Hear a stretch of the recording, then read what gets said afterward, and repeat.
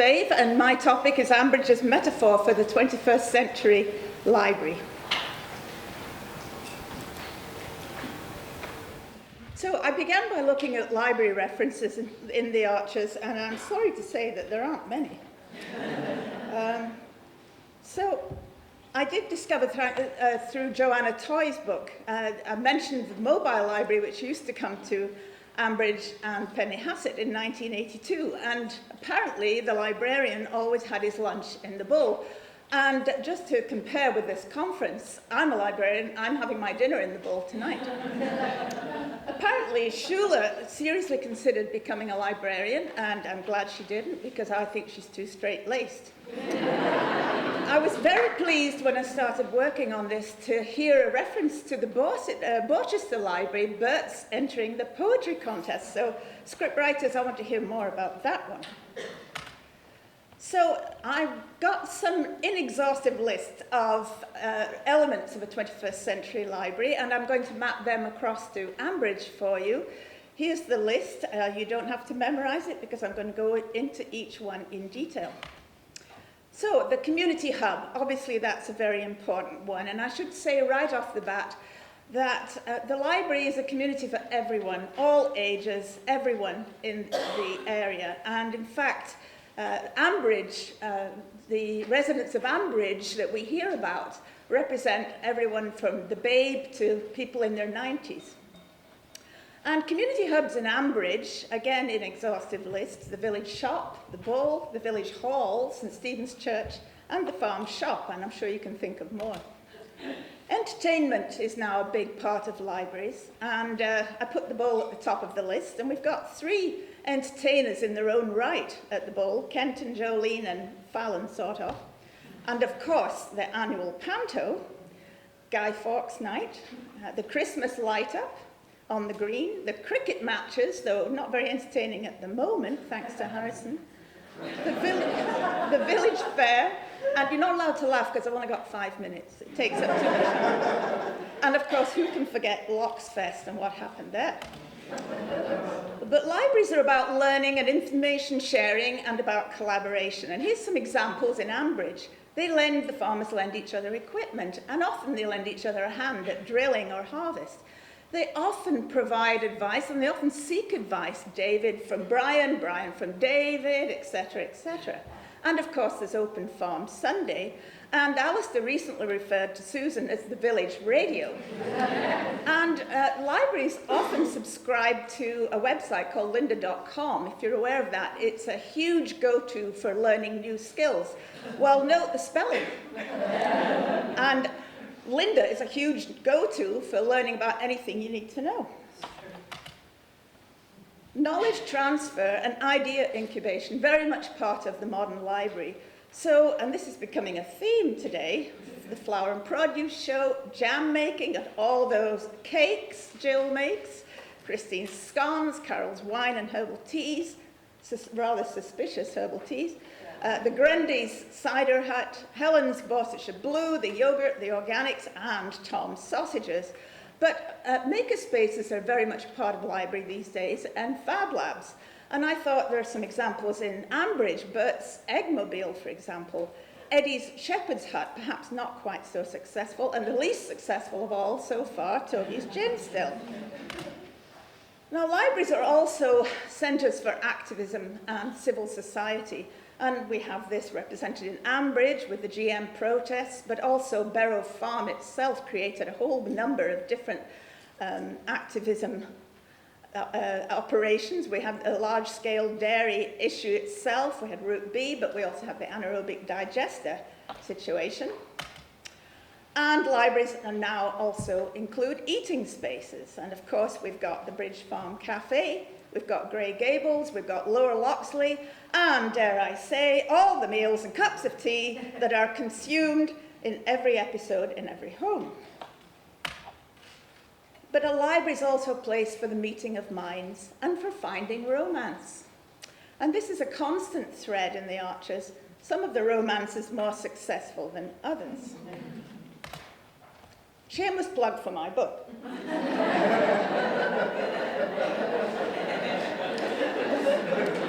This book is a collection of true stories of people who found romance at the library. I have brought copies with me. Now, librarians I want to talk about. Professor Lankers says this often actually, but one reference was from a conference a couple of years ago in London. To be a librarian, oh that's my 5 minutes, must be time for milking. So, to be a librarian is to be someone who believes they can change the world for better through knowledge, and I think this is what Susan's motivation is. Now, in Ambridge, we have volunteers versus professional. In Ambridge, the residents have a strong volunteer ethos. Think of the flood, think of the shop. But they really value the expertise of trained professionals and farmers. The vet, Alistair and now Anisha, the doctor, and too many working farmers to name. And they scoff at amateurs, like, for example, the Fair brothers. And UK public libraries, as I'm sure you know, have been really under threat lately, as councils are closing libraries in favour of community libraries, so-called, run by volunteers. And guess what? Librarians are not volunteers, they're trained professionals.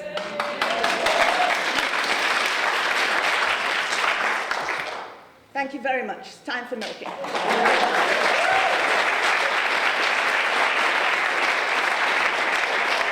It's actually Grant, Bage and Jane Turner. Jane will introduce herself in a minute.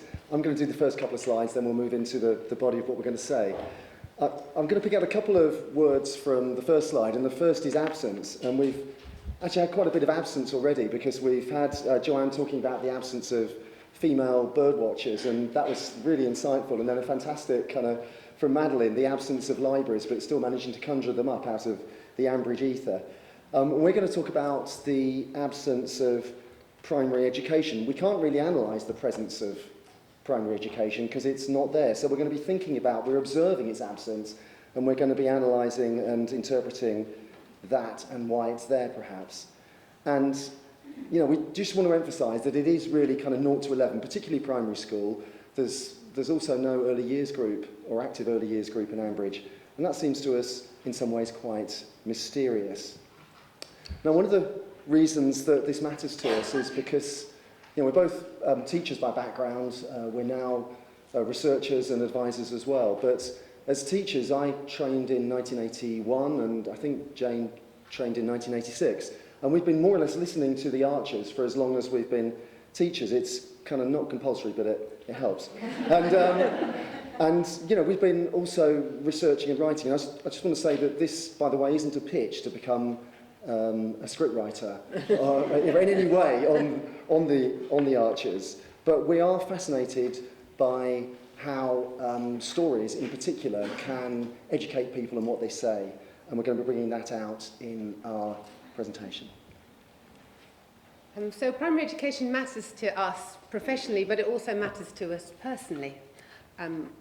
We are parents, both of us, we have children, we've both been school governors, we've both been members of PTFAs, and we live in a village. And our village got a shepherd's hut. I noticed the other day when I went out for a walk with the dog, somebody's got a shepherd's hut in their garden. So we have high credibility. We also have high credibility because we got married recently, and when we walked down the aisle, we did so to the Harwick Green tune, and there were people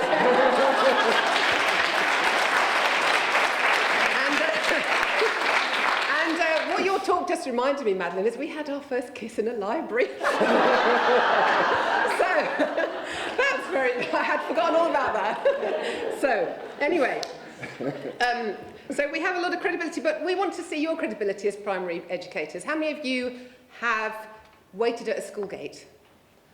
How many of you have been to a PTFA meeting? How many of you have been to an event in a school? How many of you know what SATs are? Okay, I think we've made our case. Right. Okay. Now, sorry for the anarchists, but we've taken as our line here that the Archers is artifice, but it makes a great show of authenticity and veracity. It has an agricultural story editor. We've been told at length on the media around the Rob and Helen story about the authenticity of that story, the research that was gone into to make that story so real. So, when we have this community that we all know that for all of us here in this room and for many of the listeners, primary education is very central to their lives. Where's the authenticity in the way that primary education is reflected? So that's what we're going to talk about. Our, if you like, expert as village parents, etc., and educators, observation of primary education as it's presented in the Archers. Oh, sorry. And one of the reasons that the Archers matters to us is because we all love small worlds. I'm sure you can remember as a child being lost in, perhaps as these children are, in a model farm or with dolls or figures.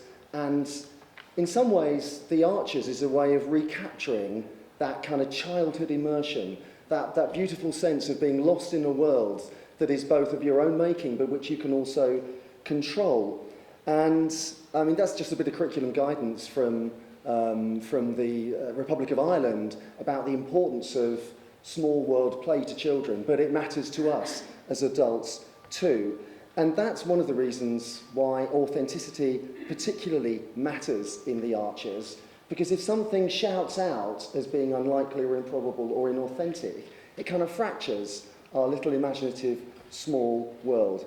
And again, apologies there to the anarchists. The world of primary education is a really interesting one.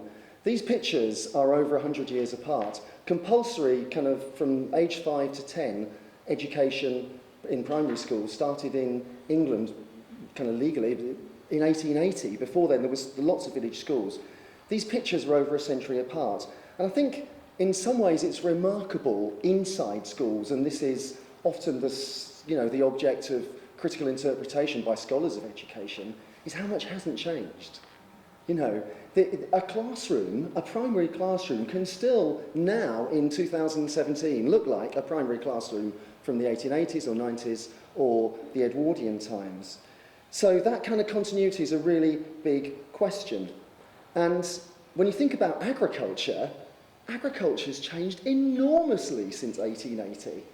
I'm not going to recap those changes, you can imagine them for yourself. And of course, agricultural education was one of the reasons why the Archers were started in the first place back in the 50s. I wonder if perhaps we don't need primary education in the Archers because it hasn't changed as much as perhaps it should. Rural primary schools matter, and actually they have mattered in Ambridge. So it was a hot topic in the 70s. This is taken from the Ambridge archive. Now, actually, when this was happening, I was at primary school myself, and I don't remember this in detail. I really started listening properly in 86. So, but we can see here that it was a big topic, whether or not the primary school in the village, so there was a village primary school at that point, should be shut. And it's interesting that Jill was the spearhead there of the campaign, because Jill is still that voice for a sort of universal entitlement to education. She's the one who gets involved in the conversations about the cathedral school versus the comprehensive. So she she was a cipher for that even then, but unfortunately it wasn't successful. The village school closed. The children got on the bus to Loxley Barrett and have carried on doing so ever since, and it's really never been mentioned. Somewhere there must be a very nice piece of residential property that was the old school house. We don't even hear about that. So the school closed, and with it, that potential for that being the centre, like it is in our village, of community action, of activity, of conversation, of gossip, to be quite honest. They shut that down. And a loss to a village of a school is significant. And Grant's going to read a bit now from Aikenfield. Yeah, Ambridge isn't the only classic of English rural life. Of course it is, but there was another one written in 1969 by Ronald Blythe called Aikenfield, which was about it was a synthesis really of 2 or 3 Suffolk villages. And there was a book written in 2006 called Return to Aikenfield. And Aikenfield has kept its village school. And this is the words of the village school head in 2006. We're forever out and about. We do things like litter picks. We use the village hall every week. We do our Christmas plays down there. We use the church for our services. And lots of the community, especially elder members of the community, come in and join us. If you took the school out of this community, there'd be another nice house, but then there'd be a huge gap. Now, of course, there are huge gaps in many rural communities in England and across the UK because many small village schools have shut. And I actually led a team that did this research report, and it was done in 2009-10 for the Department of Education. And the locations, what we did, we looked in depth at the way that village schools in particular, primary schools, organise themselves in rural areas. We looked in Northumbria, we looked in Norfolk, we looked in Cornwall. I tried to persuade the DfE to look in Ambridge as well, but they kind of rumbled my research pitch was a little bit fictional. And what any current studies show about rural primary schools is that they are amazingly active. They have to be to survive. Because if you've only got 40, 50 or 70 or 80 or even 90 or 100 pupils, you're incredibly vulnerable. You're incredibly vulnerable if that kind of charismatic head teacher leaves and you can't find a replacement. You're incredibly vulnerable if the reception teacher kind of, messes up or is inexperienced or has to be away for a year. It's a very competitive situation between the village schools that are open. So not only is it competitive, it's also incredibly collaborative. There's some fantastic case studies in this research report about how those actual schools from Norfolk, Northumbria and Cornwall collaborate together in all sorts of networks and federations. You wouldn't know that necessarily from listening to the Archers. But nevertheless, Ambridge, as we know, it's a very economically productive place. We have an awful lot of people working quite hard. So we've got all of these occupations represented, and to be honest, the list was more, but we couldn't fit them on the PowerPoint. But in terms of on the education side, we have a retired professor who just fits every stereotype for a retired professor, and an ex-secondary school teacher who taught cookery. We have no current primary teachers, no governors, no head teacher, no PTFA members, no midday meal supervisors, no volunteers. I think Tracy Horrobin may have worked at the school for a little while, that was mentioned. That's our only link to education as in a career. So that's pretty amazing, because I promise you, Google this, if you Google how many people are employed in schools, there's a fantastic report that was publicised on the BBC website. It was 2014, but there were 1.3 million people, 1.3 million people in English schools employed. And most of those people are women, and that means that more than 1 in 12 of the women who are in the workforce are actually employed in schools. Not in farming. Now, of course, we don't want to change the nature of Ambridge, but that's an interesting observation. School governors is the biggest single group of volunteers in the UK. There are over 300,000 school governors. I think we could really do with a bit of a recruitment drive in Ambridge. People talk about coastal communities, isolated coastal communities. It's really hard to get teachers to go there, and it's really hard to recruit. And it can be hard in the inner cities. But I think we actually do need, perhaps, like those Scottish islands that advertise, come and join our 7-child school. I think we need something in Ambridge, a bit of a recruitment campaign. Because, of course, there are primary school pupils in Ambridge. We have the Grundys, who've all go to the village school. All of the children have been through the village school. So the Pargeter children, the Archer children, of course, Henry is there now. And their education, the school is used, but it's always used as a setting, and generally a silent setting, and it never drives a plot line. And of course, the recent Henry and Rob plotline happened at the school. It happened at a school with the most appalling safeguarding policy that I have ever come across. It's quite something when you read a letter in The Guardian complaining about the Loxley Barrett safeguarding policy. But there was. There is no way that a strange bearded man was hanging around talking to 6-year-olds at the school gate when this child was a family where there'd been a stabbing, a wrongful imprisonment. I'm afraid there would be family liaison officers all over that place. Every adult near that school would know about the potential danger. It would not happen. So when they do try and show it, they don't do it very well. And that's annoying. annoying, really, when you work in it. It's frustrating. And for most of us here who know more than those scriptwriters, and we spoke to a journalist yesterday who said, oh, yeah, that's not right, is it? It's not. But it is used. They do use it. They use it to drive plot lines. It drove the Bethany plot line. It drove them out of Ambridge. Wouldn't that have been a good story? Keep Bethany in the village. Yeah, exactly. So we're saying it's not very real. It's not very realistic. And we want to pose some reasons for this, for Ambridge's mysterious educational absence. And one of those is because all those children I named have been at the same school. You know, primary schooling throws children together of a diverse social and economic background. You know, even in our village, well, not our village actually, the one up the road, which is a bit posher than us, there's a few Range Rovers outside, as well as the people who are on their bikes and the people who are walking to school. It's a different, you know, everybody mixes. That's what primary schools do. Especially in villages, people tend to send their children to the local school. But Ambridge sort of depends on those hierarchies, doesn't it? It depends on those divisions. And so do we want to see it being merged within a primary school setting? Do we want to see those people talking to each other at the school gates? Is Ambridge a collusion of class continuity between scriptwriters and audience that actually a genuine school setting would undermine? And of course there are some practical reasons as well. The difficulties of child actors, and they say never work with children or animals, but in Ambridge the animals do generally say more, and they probably do it slightly more convincingly sometimes. Yes, not you know, and I think that's no criticism of the child actors. I think it's incredibly difficult. The practicalities of splicing together and scripting must be enormously hard. So there are lots of kind of pressure points.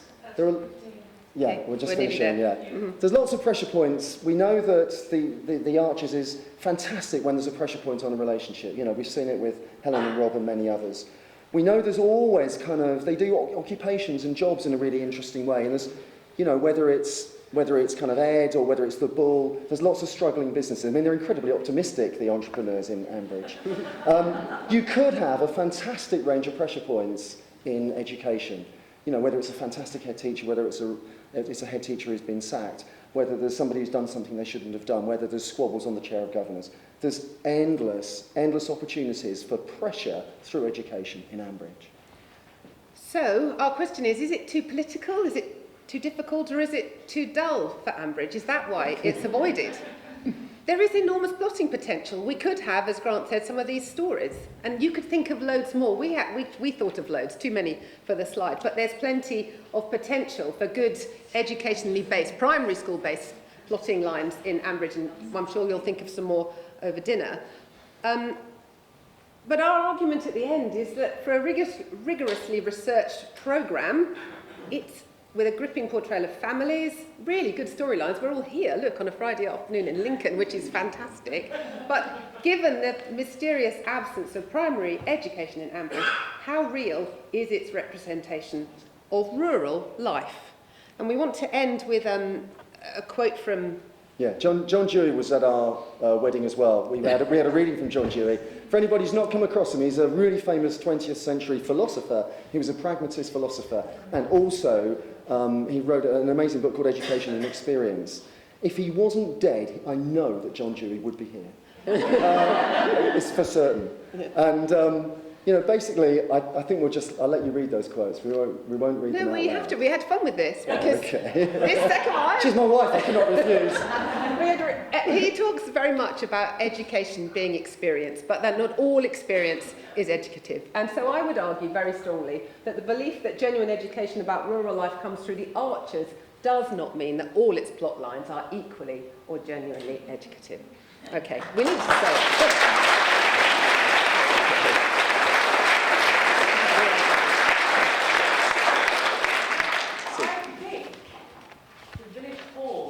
Has a playgroup, sometimes. Oh, was the village hall the school? Oh, I couldn't find any reference to it. We looked it up. Does anybody else know that? And a playgroup is occasionally mentioned, generally when the village hall can't be opened, but we never hear any more about it. They have a very bad Ofsted report. We know that because Brian and Joe moved Rory. Yes, you're right. But again, that's the reason for an absence. It's interesting, isn't it? Obviously, it reinforces the whole let's send our son away to boarding school stuff. But That's very interesting. yeah. I had forgotten Yeah. that. And yeah. Lillian, can I just also say, it was interesting that you alluded to Kathy Perks, and it's interesting to see that she's now been silent, absent for some considerable time. What my question would be to thee is, when are we going to see her back? Yes. Exactly. Yes. Okay. Any other? Okay. Thank you very much. Thank you.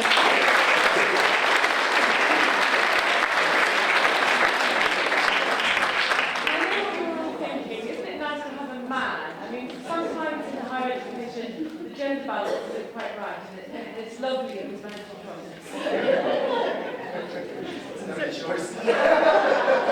So our last Educating Ambridge paper is, I'm excited about this one. I work at the University of Oxford, and I've been fantasising about Phoebe wanting to come and study with me migration studies, and she'll go on and do a PhD, and I'll advise her, and then she'll take me to her house. So Phoebe goes to Oxford. Thank you. Well, when this storyline first appeared, I was immediately intrigued because through my 13 years as the undergraduate admissions coordinator, that's the admin person, at Newnham College, Cambridge, I have a pretty comprehensive knowledge of the Cambridge admissions process, and I was interested in seeing how the programme would deal with the Oxford equivalent, which does have many similarities. Articles appear... across.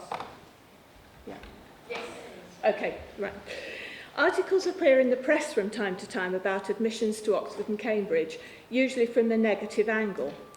Here are a couple of recent examples from the Telegraph and the Guardian. I'm not even going to mention the tabloids. It's much rarer to see portrayals in soap operas of young people applying to Oxford or Cambridge, or indeed to any university. So I thought it would be interesting to examine how typical Phoebe's experience was as a state school applicant. First of all, I'm placing Ambridge in the general area of the West Midlands. And in this, I'm following William Barras' paper from this conference last year, which states that Ambridge's location is slightly unclear, but we know it's fairly close to Birmingham, and several sources suggest that the real-world equivalent of Worcestershire would straddle Worcestershire and Warwickshire. Secondly, I'm assuming that Borchester College is a further education or tertiary college rather than purely a sixth form college, because Pat and Tony's grandson Johnny is also there doing key skills and/or day release courses. As regards Borchester College's success rate in getting students into Oxford, strangely it doesn't appear on the list of applications and acceptances from UCAS registered schools on the Oxford website. Oxford doesn't provide a breakdown of its admission statistics by school type. However, the Cambridge acceptance rate for FE or tertiary colleges in 2015 was 15.6%, and for sixth form colleges, 23.3%, and for Oxford, the figures are likely to be similar. Both Oxford and Cambridge have linked college schemes, which give schools and colleges all over the UK a direct way of staying in touch with these two universities by providing specific contact points. School students are regularly invited to visit colleges, and academic staff and current undergraduates go out and visit schools. Keble is the Oxford Link College for Warwickshire and Birmingham, and Oriel is the Link College for Worcestershire. Although when Phoebe's application was first mentioned, Jenny got very excited about researching colleges, I don't think there was any mention on air of Phoebe visiting either of these two, or indeed of attending an Oxford Open Day. However, this might just be because she didn't make the decision to apply until after getting her AS results. This is fairly common among state school applicants. I would, however, have expected more soul-searching during the application process, and certainly a mention of what college or colleges interviewed her and which one made her the offer of a place. Hannah Ratcliffe, who's one of the producers, has confirmed to me in an email that this hasn't been mentioned on air. Next, I'd like to look at her choice of subject. When telling Pat about Phoebe's application to read PPE, that's Philosophy, Politics and Economics, Jenny claims that it's the most competitive subject of all. And on the Oxford website, it is indeed listed as one of the 5 most oversubscribed subjects. In 2015, the acceptance rate for female applicants was 13% and 15% for males. In view of this, I wonder whether it was a realistic choice for Phoebe, particularly as Pat says, I didn't know she was even interested in politics. Both Oxford and Cambridge will consider extenuating circumstances which may have affected applicants' previous academic performance. These may include health problems, family situations, or disrupted teaching. Oxford applicants are invited to inform the university of these via their personal statement or the school reference. Clearly, Phoebe would be justified in letting them know about any or all of the events listed here, and one can only hope that Borchester College kept the admissions tutor of her Oxford college fully informed of the distractions she had to put up with from Kate during her A-levels, such as asking her to help with the yurts on the morning of one of her maths exams. Finally, and most importantly, is Phoebe's academic ability good enough for PPE at Oxford? We know that she did well at GCSE and sailed through her AS levels. Her final grades at A-level were A-star AAA, including A-star in English. We also know she was doing history because she was disappointed not to get an A-star, and maths, but not the 4th subject. So she exceeded the standard offer conditions of AAA for PPE, but actually her results were probably not above average for such a competitive course. So, to sum up, was her experience typical? As I've just said, her academic ability was probably average or slightly below average for the majority of Oxford applicants, and she would have been in a minority in applying to Oxford from her state FE college. I think the choice of subject was a little surprising, and I've mentioned the lack of discussion of college choice. However, based on the stats, Phoebe has done very well to be accepted. In 2015, Oxford had the lowest proportion of state school entrants out of the 24 Russell Group universities at 55.7%, and the West Midlands had the second lowest acceptance rate to Oxford at 18.8%. So she should be congratulated on her admission, although I still think she should have applied to Newnham.